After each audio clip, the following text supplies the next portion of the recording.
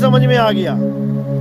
उसके बाद कोई राधा राधा नहीं, कोई राम राम नहीं, कोई श्याम श्याम नहीं, कुछ नहीं, केवल एक तत्व, आत्म तत्व। इसीलिए बार बार मैं बोलता हूं कि भगवत प्राप्ति का मतलब होता है किसी भगवान को देख लेना, किसी को भी देख लेना।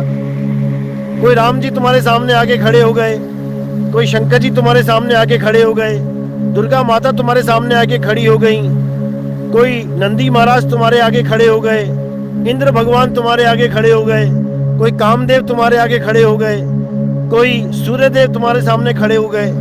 ये भगवत प्राप्ति है।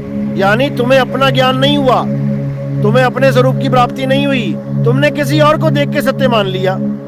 अब वो क्या है? वो मन के ही सारे स्वरूप है। जैसे अर्जुन को सारे स्वरूप दिखाए इस मन ने, नाना प्रकार के स्वरूप दिखाए, हजारों लाखों शरीर सामने खड़े हो गए।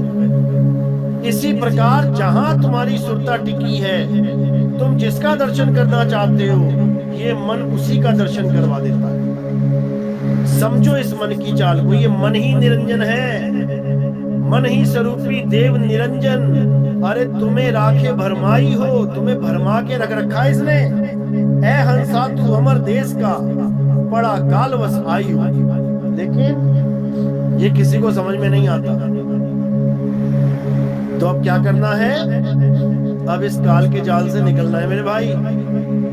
अब नहीं फंसना इस मन के जाल में, अब नहीं फंसना इस दज्जाल के खेल में, अब नहीं फंसना इस अलख निरंजन के जाल में, इस काल निरंजन के जाल में।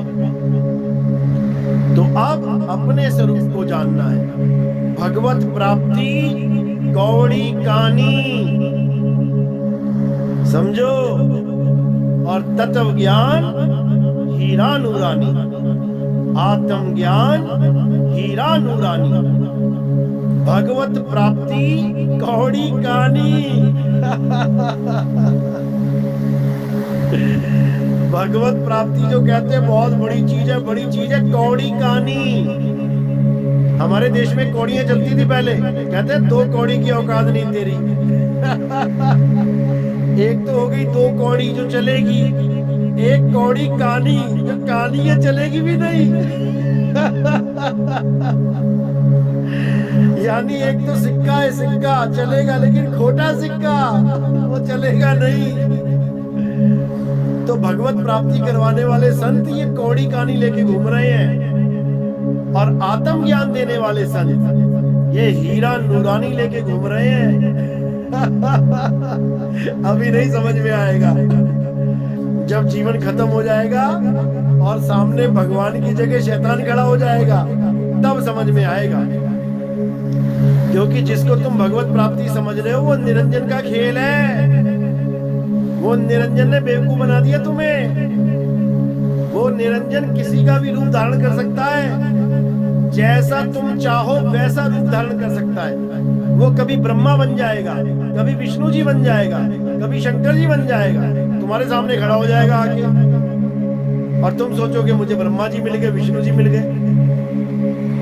जब अर्जुन के सामने खड़ा हुआ तो सारी दुनिया को चबाने लगा, गाजर मूली की तरह। अर्जुन देख के हैरान कि भगवान ये आप कृष्ण जी तो नहीं हो सकते, कौन हो आप? सवाल करता है अर्जुन, आप कौन हो? तब वो ये नहीं कहते मैं कृष्ण हूं, यशोदा का नंद लाला। वो कहते हैं सारी दुनिया का नाश करने वाला मैं काल हूं, मैं हूं काल। देख ले अच्छे से, इस संसार के हर प्राणी का कत्ल मैं करूंगा चबा चबा के। सारी दुनिया के आदमी उसके मुंह में जाने लगते हैं। अर्जुन देख के कांपने लगता है, डर के मारे हालत खराब हो जाती है उसकी। कहता है महाराज मैं अपने आप में शांत नहीं हो पा रहा हूँ, मैं एकाग्रता नहीं बना पा रहा हूँ, मैं डर के मारे मेरी हालत खराब है। सारी दुनिया के जीव आपके मुंह के अंदर उड़ते हुए जा रहे हैं, और दूसरे ही मुख से हजारों लाखों शरीर आप पैदा कर रहे हैं। कौरवों की सेना अधर्मियों की सेना आपके मुंह में प्रवेश कर रही है।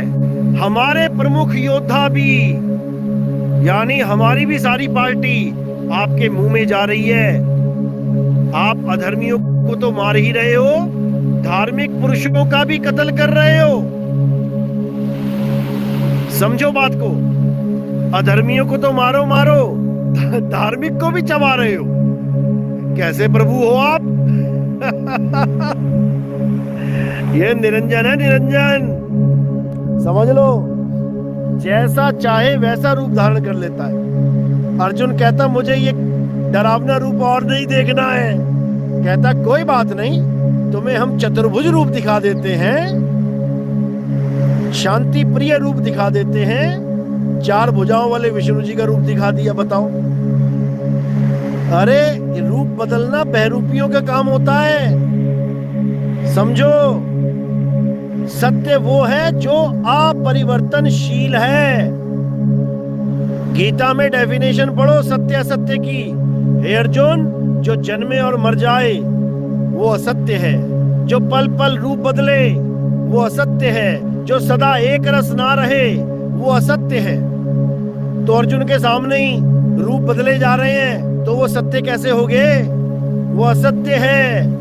सत्य क्या है? हे अर्जुन, आत्म तत्व ही सत्य है। ये आत्मा सत्य है। आत्मा को ना तो कोई जल भिगो सकता है, ना इसको कोई अग्नि जला सकती है, ना वायु इसको सुखा सकती है, ना कोई अस्त्र शस्त्र इसको काट सकता है। ये आत्मा सदा से था, सदा है, सदा रहेगा। ये आत्मा अजन्मा, नित्य, शाश्वत, पुरातन और सत्य सनातन है। क्यों नहीं समझ में आ रहा तुम्हारे? पढ़ पढ़ के गीता तुम्हारा जन्म बीता और तुम्हें इतना भी ना समझ में आया। खाना तो तरबूज, खा बैठे पपीता। समझो,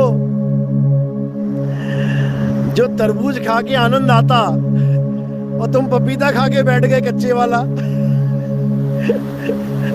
हद हो गई है। तो भाई, अब सत्य को जानो। सत्य एक था, एक है, एक रहेगा। वो ना तो कोई बदल सका और ना ही कोई बदल पाएगा। बस हम सत्य को जान नहीं पा रहे हैं। दिक्कत इतनी सी है, जिस दिन सत्य को पहचान लिया, सारे खेल सुलझ जाएंगे, सारी कहानी सुलझ जाएगी। कोई भेद नहीं रह जाएगा, कोई दिक्कत नहीं रहेगी, सब ओके हो जाएगा, सब एक हो जाएंगे। समझो बात को।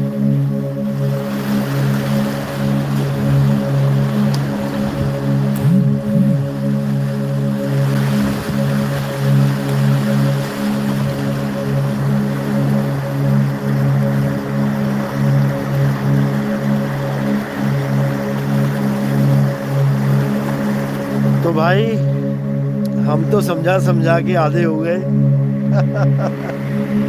समझा समझा के हम हो गए आधे। तुमसे ना छूटी राधे राधे राधे। चलो ठीक है भाई। जय जय बंदी जोड़ की, जय सतनाम। मिलते हैं थोड़ी देर के बाद। अब निकलने का समय हो गया है। साहिब बंद की सतनाम, जय बंदी छोड़ की, जय सतनाम।